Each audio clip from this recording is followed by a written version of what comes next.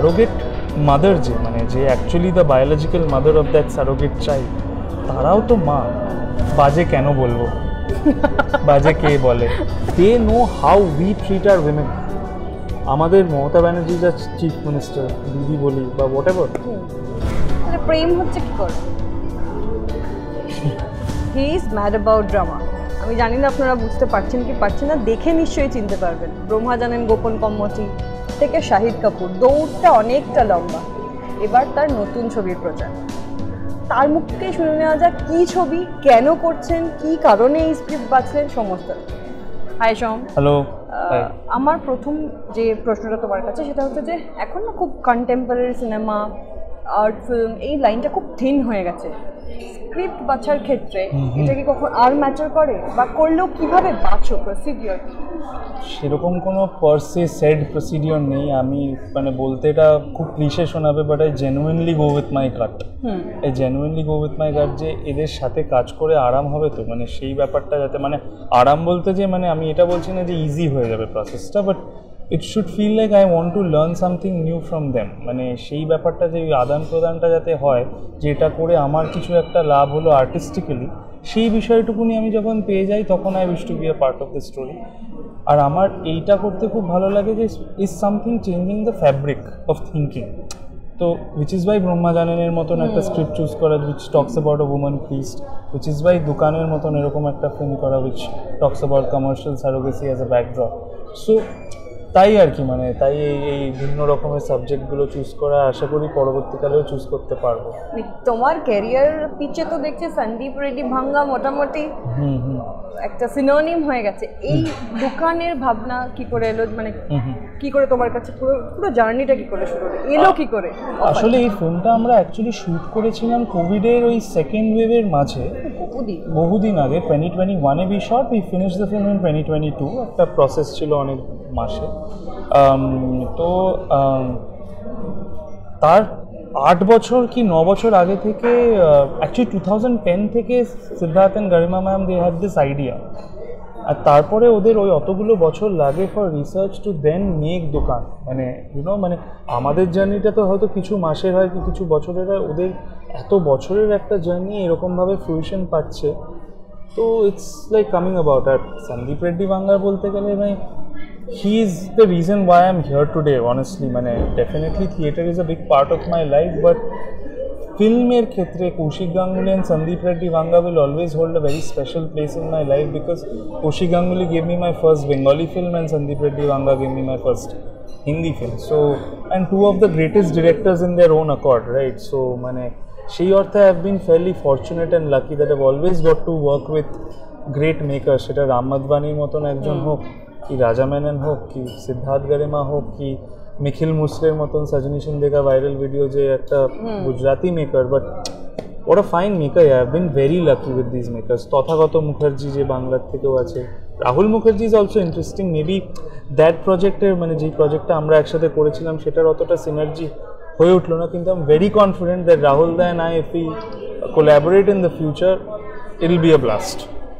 তুমি এই যে গুজরাটের একটা প্রেক্ষাপটে এই ধরনের একটা ছবি, এমনিতেই এখন মানুষ কিছু আউট অফ দ্য বক্স করতে গেলেই বিতর্ক আসছে, কিছু আসুক না আসুক সমালোচনা আসছে।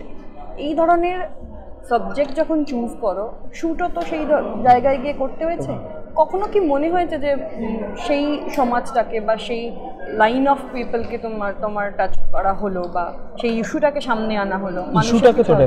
ইস্যুটাকে তো ডেফিনেটলি সামনে আনা হলো। আর আমাদের ফিল্মটাই সেলিব্রেট করে কয়েকজন ওই উজ্জ্ব তারকা, যেগুলোকে আমরা বলি না যে যারা ক্রেডিট নেয় না বা ক্রেডিট পায় না, তাদেরকে কোথাও গিয়ে একটা এই সারোগেট মাদার যে মানে যে actually the biological mother of that surrogate child, তারাও তো মা। তাদেরকে সেলিব্রেট করা, তাদের একটা জায়গাও আমরা দিই না, তাদের জন্য কোনো দরজা খোলা থাকে না ওই বাচ্চাটার প্রতি। তো সেই দরজাটা দেওয়া, সেই রেসপেক্টটা দেওয়াও আমাদেরই কাজ। তো সেই জায়গাটায় আমাদের ফিল্ম দোকান কোথাও গিয়ে সেই জিনিসটা সেলিব্রেট করে যে যদি তাদের বাচ্চা হয়, তারাও মা, তাদেরও কয়েকটা রাইটস থাকতে পারে। আর সেই জিনিসটাই আমার মনে হয় আমাদের গভর্নমেন্টকে অ্যামেন্ডমেন্টসগুলো করা উচিত। Co-stars. Talking about co-stars. Monali Thakur Faso is a national award winning singer.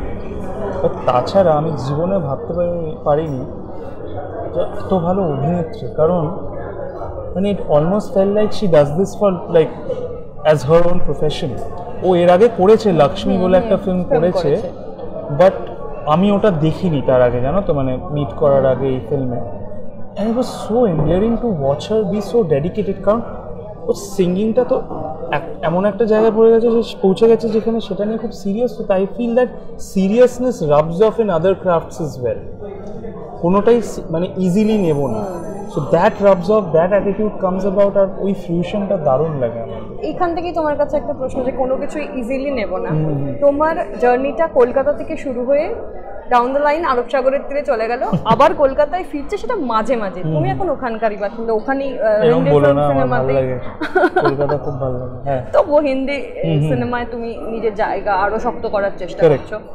তো কখনো মনে হয় না যে জার্নিটা ওখান থেকে শুরু হয়ে এখানে আসলে কি সেটা ইজি হচ্ছে না, এখান থেকে গিয়ে ওখানে শুরু করাটা বেশি? আমি এতটা ভাবি, কারণ আমি এরকম জার্নি ওয়াইজ প্ল্যান করিনি যে আমি এখান থেকে এখানে যাব।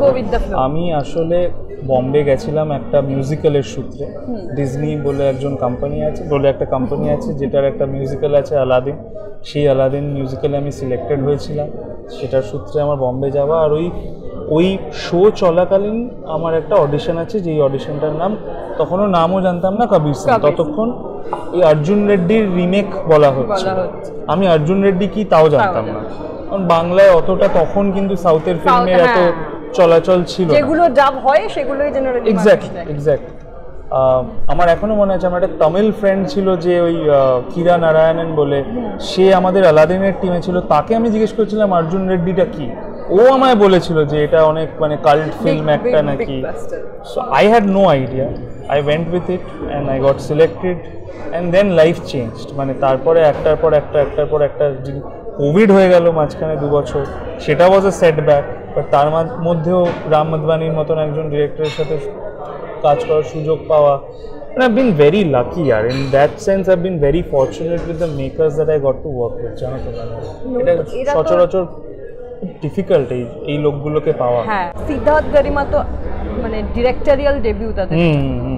কাজ করে কিরকম মনে হলো? নতুন ডিরেক্টরদের সঙ্গে কাজ করার অভিজ্ঞতা বরাবরই স্পেশাল। মানে কি বলতো, I am very fortunate that I got to be a part of their first film. মানে ওদের প্রথম ফিল্মের বাজে কেন বলবো, বাজে কে বলে, বাট জেনুইনলি আমি বলতে চাই যে they are so complementary as human beings না। মানে they are not a couple in real life, but মানে পুরো মনে হবে দ্যাট ইচ অ্যান্ড এভরি, মানে ওদের মধ্যে না এমন সিনার্জি, ওদের একজনের ফ্লস আরেকজনের স্ট্রেংথ। সো এটা যে কি সুন্দর কমপ্লিমেন্ট করে ওরা, it's beautiful to watch. They are so aware যে ওরা কি বানাতে চাইছে, সেটা দেখে আমার খুব ভালো লেগেছে। আমার মনে হয় তাই ওরা আমাকেও বলছিল যে দোকানের প্রমোশনস কলকাতাতে করতেই হবে, because they know how we treat our women. আমাদের মমতা ব্যানার্জি যা চিফ মিনিস্টার দিদি বলি বা whatever sir and none, আর women have always frontlined us. সেটা আমার বাড়িতে আমার মা হোক, আমার দিদা হোক, কি এখানে স্টেটে যে চিফ মিনিস্টার বা যেই সিনেমা হোক, it has always been about the women. Women are far more powerful, and that is something that we have learned. They thought that Calcutta should be the place where we should get our film.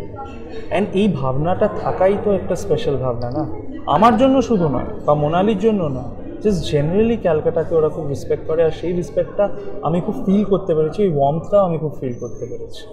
Trailer তো দেখে trailer দেখে আমিও কিছুটা ধারণা পেয়েছি ছবিটা সম্পর্কে। কেমন লাগলো তোমার? আমার তো ভালো লেগেছে, এখন অব্দি ইন্টারেস্টিং হয়েছে। কিন্তু দর্শক অনেক সময় ট্রেলার না দেখেও আসে, কিছু না জেনেই আসে।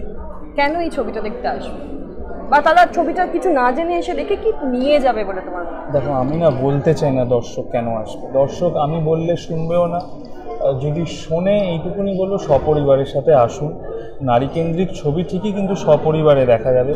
আমরা কোথাও খুব একটা জ্ঞান দিতে চেষ্টা করিনি, শুধু একটা মাধ্যমে একটা বিচার রাখার চেষ্টা করেছি। সেটা যদি আপনারা শোনেন ভালো, না শুনলেও সিনেমাটা যথেষ্ট এন্টারটেনিং।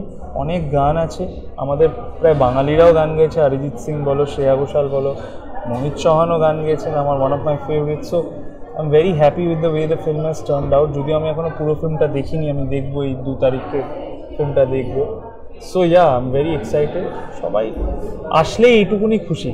আর আমার জানো তো এটা বলার আছে, ভালো লাগলে তো বলবেই, খারাপ লাগলেও জানি, বাট দেখতে যে সেটা ইম্পর্টেন্ট। রাইট। বম্বের লাইফ এখন তোমার কি হ্যাপেনিং? ম্যাসিভলি, অলওয়েজ, মানে my life is happening in myriad ways, কিন্তু আমি নিজে খুব বোরিং অ্যাজ আ পার্সন। প্রেম হচ্ছে কি করে? কঠিন হচ্ছে না বলছো? না না না, আমার প্রেম আমার কাজ। কি বাজে উত্তর, বাজে উত্তর। কেউ বিশ্বাস করবে না সেটাই। তাই তুমি বলতে চাইছো গসিপগুলো ভুল? কিসে? আমি শুনতেই পাচ্ছি না তুমি কি কথা বলছো। যাক, বুঝতে পারলাম। নেক্সট কি কি কাজ তোমার? আমার সজনী শিন্দে কা ভাইরাল ভিডিও রিসেন্টলি রিলিজ করলো নেটফ্লিক্সে। চাইবো তোমার সব ভিউয়ার্সরা ওই ফিল্মটা গিয়ে দেখুক, নেটফ্লিক্সে available. One of my most fulfilling জার্নিজ as an actor on that project. তাছাড়া দোকান রিলিজ করছে 5th এপ্রিল। আমার তারপরে আসবে রাজেন ডিকের একটা ওয়েব শো আছে সিটিডেল হানিবানি বলে, সেটা হয়তো এন্ড অফ দিস ইয়ার আসবে। ওরা এখনও ডেটটা অ্যানাউন্স করেনি, প্রজেক্টটা অ্যানাউন্স করেছে। স্কাইফোর্স বলে একটা ফিল্ম আছে অক্ষয় কুমারের সাথে, which is gonna come hopefully this year Diwali. আর তথাগত মুখার্জির যে বেঙ্গলি ফিল্মটা গোপনে মৎসারা, সেটা হোপফুলি জুনে আসবে।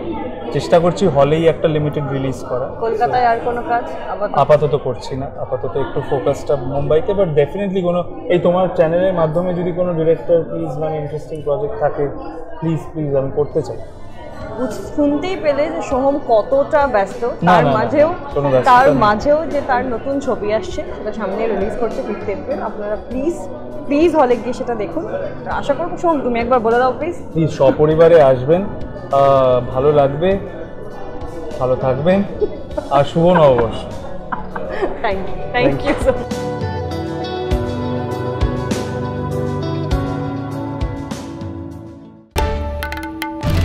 বাংলার আওয়াজ, বাঙালির আবেগ, জি 24 ঘন্টা।